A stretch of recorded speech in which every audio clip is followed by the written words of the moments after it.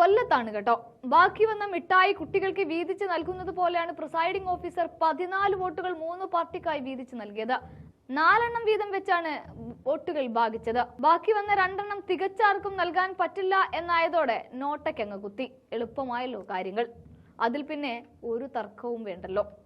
സംഗതി എന്താണെന്ന് വെച്ചാൽ, ചടയമംഗലം ഇട്ടിവ പഞ്ചായത്തിൽ 133-ാം ബൂത്തിൽ കുറവ് രേഖപ്പെടുത്തിയ വോട്ട് ഏജന്റുമാരെ കൂട്ടുപിടിച്ച് പ്രിസൈഡിംഗ് ഓഫീസർ ചെയ്തു എന്നതാണ് പരാതി.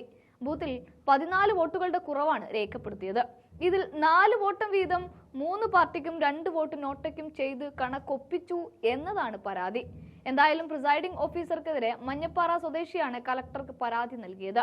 എങ്ങനെയാണ് വോട്ടിൽ കുറവ് വന്നത് എന്ന് കണ്ടെത്തുന്നതിന് പകരം ആ വോട്ടുകളെ വീതിക്കാൻ കാണിച്ച പ്രിസൈഡിംഗ് ഓഫീസറുടെ നന്മ നിറഞ്ഞ മനസ്സ് ആരും കാണാതെ പോകരുത്. ആ 14 വോട്ടുകൾ പതിയാതെ പോയതാണോ എന്നൊന്നും അന്വേഷിച്ചില്ല. പണി തീർക്കുക, പോകുക, അത്ര തന്നെ. ഉദ്യോഗസ്ഥർക്ക് ഭാരിച്ച ഒരു ജോലി തീർത്ത് വിടുക എന്ന ഉത്തരവാദിത്വത്തിലേക്ക് മാത്രം അവർ ഒതുങ്ങി. അല്ലാതെ ജനാധിപത്യത്തിന്റെ ഊട്ടി ഉറപ്പിക്കുന്ന 14 മനുഷ്യരുടെ 14 വോട്ടുകൾക്ക് മറ്റൊരു അർഹതയും അയാൾ നൽകിയില്ല. ഒരു ഊഹാപോഹത്തിന് 4 വെച്ച് ഓരോരുത്തർക്ക് അങ്ങ് നൽകി. കണക്ക് കൃത്യമാക്കുക, അത്ര തന്നെ. 2 സിനിമാ താരങ്ങൾ ഇടത് വലതുമായി നിന്നുകൊണ്ട് മത്സരിച്ച മണ്ഡലം കൂടിയാണ് കൊല്ലം. UDFന്റെ ഭാഗമായി NK പ്രേമചന്ദ്രനും LDFന്റെ മുകേഷും NDAക്ക് G കൃഷ്ണകുമാറും അണിനിരന്ന മണ്ഡലം കൂടിയാണ് കൊല്ലം. അതുമാത്രവുമല്ല, കൊല്ലത്ത് 2019-നേക്കാൾ കുറവ് പോളിംഗ് ആണ് ഇത്തവണ രേഖപ്പെടുത്തിയിരിക്കുന്നത്.